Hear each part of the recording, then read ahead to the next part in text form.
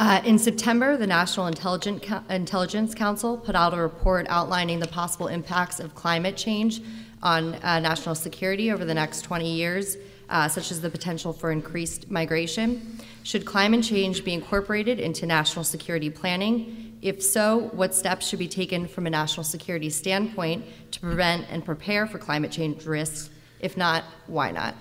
So that report really underscores, the ridiculous climate change deniers that unfortunately are in the majority in the U.S. House of Representatives and have blocked common sense ways that we can reduce man-made carbon emissions that are clearly raising the temperature of our planet and raising the level of seas that the military knows better than anyone is actually affecting their normal operations. The Arctic Circle is shrinking, and that is why the Navy and others are very concerned about the fact that the Russians are building more naval bases up there, and we, again, because we have the Flat Earth Society in Washington are really inhibiting the ability to respond to that. So there obviously needs to be somewhat of a military response, but clearly we need real climate change policies that will reduce carbon emissions. I voted for a bill back in 2008 which passed the House that put a price on carbon emissions.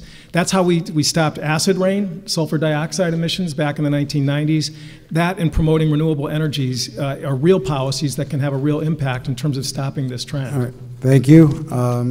Next on that question, Daria Novak. If you look at my website, and I hope you guys will be open-minded and actually look at our websites of all the candidates up here, what you're going to see is that I've got it right out there. We need alternate forms of energy out there. We need to spend money on it, but I am not for the government picking the winners and the losers. I do believe the best system is for the free enterprise system to do that. Having said that, Joe and I both agree that the Russians are up above the Arctic Circle. Where we do see problems is that the Russians between Air Force and Navy have 10 bases above the Arctic Circle. As things are changing, they are in really no-go areas where they have double-hulled icebreakers, and they're able to break through some of those areas right now up in the Arctic as there are ice flow changes there. What that means to national security is that we are presented with a situation where the Chinese, as they develop their navy, their submarines are able to cross over through the Arctic in a very shortened pathway that puts them out into the Atlantic Ocean eventually. So this is a grave concern that we need to pay attention to. You can finish your thought as long as we're close to the time. Mr. Pelto.